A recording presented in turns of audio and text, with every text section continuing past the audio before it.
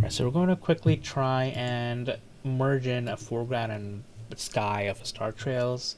I know how to do this better in Photoshop, but I think I know how to do this in Gimp as well. So I'm just pulling in some of my images. This is from Sarthak. So this is a different color profile, so I'm just going to keep it on relative color metric. So this is going to be the sky. This is where the star trails are. And then I'm clicking and dragging in the foreground. It's this thing, and I'm going to click on keep. Great. First thing I'm going to do is I'm going to duplicate the foreground option here. So you can right click and duplicate or Control Shift D or whatever it is for your operating system. While I'm here, I just want to mention that this kind of an image is perfect for creating a threshold type mask because the sky is one color, so we can just select that one color.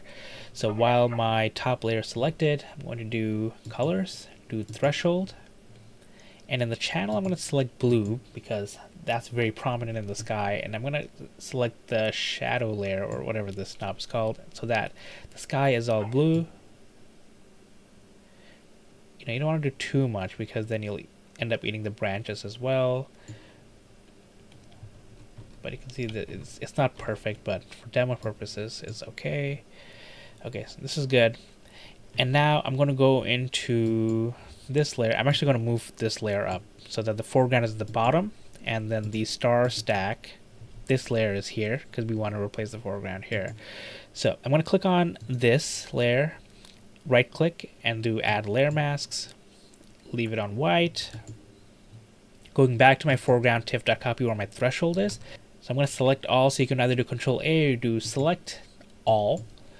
And then I'm going to copy. You can do Control C or edit, copy.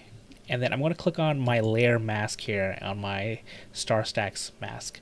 So you can see that I can switch back and forth the image itself and then the layer mask. I want to make sure it's on the layer mask. And you can see on the bottom right hand side or the bottom center it says what is selected. So either the TIFF file or the mask. You want to make sure the mask is selected. You can Control V to paste, or you can edit and paste. I'll do Control V. And it creates a floating mask. So now we can hide this top layer. And there you go. So it's not perfect, but you can play with the threshold settings. And this is just to give you an idea of how quickly you can blend in a foreground or background. So you can see this could use a little bit of feathering, maybe a little bit more playing with the threshold, but I think this is pretty simple, right? So, we go from, this to this, and then creating a mask here, we have something like this.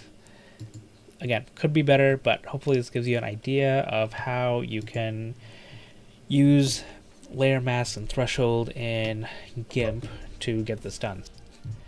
Oh, and before I forget, to make this mask permanent, you right click on the mask here and then you click on anchor floating mask and it'll be anchored.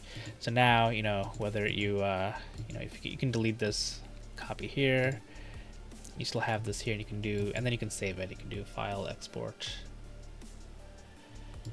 as, I'm going to save it as a PNG. I already did an as version 1 earlier. I'm just going to override it. And here it is exported. Looks pretty good. Again, not perfect, but hopefully it gives you an idea of how you can use threshold and masking. Clear skies.